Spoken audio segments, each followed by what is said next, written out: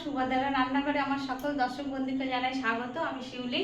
আবার আমি একটা নতুন রান্না নিয়ে এসেছি। চলো দেখা যাক আজকে আমি তোমাদের কি রান্না করে দেখাই। আজ আমি তোমাদের সাথে পটলের ভাপা রেসিপি শেয়ার করব। পটল ভাপা অ্যাকচুয়ালি তো পটল আমি কেটে সুন্দর করে ধুয়ে পরিষ্কার করে রেখে দিয়েছি। আর তার জন্য লাগবে আমার পটল ভাপা করতে একটু কালো সর্ষে নিয়েছি, তোমরা দেখো, আর একটু সাদা সর্ষে, 1 চামচের কম সাদা সর্ষে, 1 চামচের কম কালো সর্ষে, আর পোস্তটা দুটো সর্ষের তুলনায় বেশি, 2 চামচ মতো পোস্ত রেখেছি। আর এখানে একটু তোমার নারকেল কুচি রেখেছি, আর কাঁচা লঙ্কা। এগুলোকে আমি গ্রাইন্ডারের মধ্যে পেস্ট করে নেব। প্রথমে আমি তোমাদের কড়া বসিয়ে নিয়েছি, দেখাচ্ছি। তো কড়ার মধ্যে সর্ষের তেল দিলাম অল্প করে। আমি পটলগুলো ভেজে হালকা করে একটু পটলগুলো ভেজে তুলে নেব হলুদ মাখিয়ে আর একটু নুন দিয়ে, কারণ কাঁচা একদম করলে পটলের মধ্যে যে জলজলে ভাবটা থাকে সেইটা মানে একটু জলজলে টাইপের হয়ে যাবে, যার জন্য আমি হালকা করে একটু ভেজে নেব। তো আমি কড়ার মধ্যে ছেড়ে দিলাম। এবার পটলগুলোকে সব একে একে ছেড়ে দেবো, দিয়ে ভেজে তুলে নেব।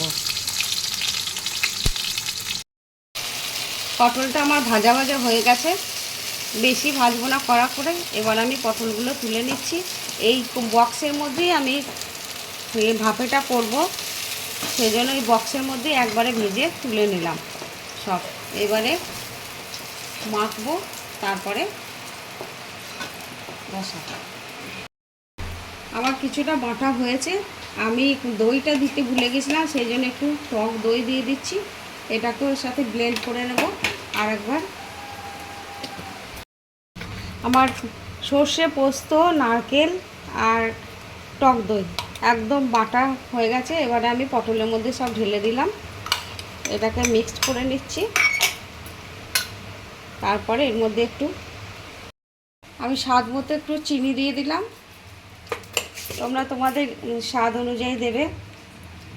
আর একটু কাশ্মীরি রেড চিলি পাউডার দিলাম, একটু লবণ দিয়ে দিলাম, আর কয়েকটা কাঁচা লঙ্কা চিড়ে দিয়ে দিলাম।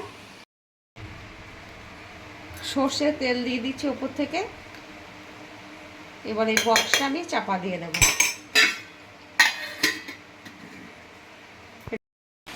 আমার জল ফুটতে শুরু করে দিয়েছে, এবার আমি বক্সটা বসিয়ে দিলাম। তো বক্সটা যেন কোনো মতেই জলের মধ্যে একদম ডুবে না যায়, মানে দাগ পর্যন্ত যেন নিচে অবধি যেন জলটা থাকে, নাহলে যদি বেশি জল হয়ে যায় তো ভিতরে জল ঢুকে যাবে। তো সেই বুঝে জলটা দেবে তোমরা সবাই। আর গ্যাসের ফ্লেমটা আমি লো করে দিয়েছি। তো এবারে একটা চাপা দিয়ে দেবো, মিনিট 10 পর আমি গ্যাসটা অফ করে দেখব। এবার আমি চাপা দিয়ে দিলাম। এবার আমি চাপাটা খুলে দেখছি, গ্যাসটা অফ করে দিয়েছিলাম, গরম খুব। তো আমি আর সাবধানে আস্তে আস্তে বক্সটা তুলছি, প্রচণ্ড গরম। একটু ন্যাকড়া দিয়ে ধরে